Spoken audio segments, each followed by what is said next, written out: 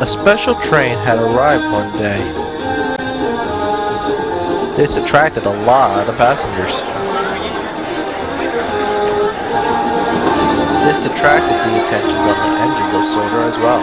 The passengers came around the yard and took pictures of all the engines.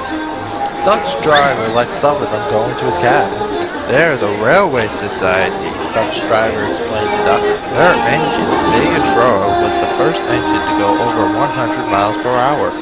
When this is all done, we can all go and see him. Ooh, said Duck. I think he's a little too important to recognize that old man. Rubbish. Come on. After the photography left, Duck went to see City of Turou.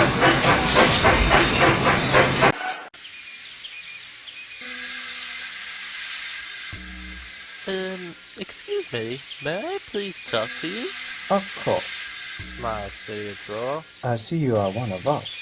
Well, I do try to teach all the way. All ship-shape and Swindon fashion. That's right. Please, can you tell me how you beat the Southwestern? So City of Turou told Duck his famous run from Plymouth to Bristol more than 50 years ago.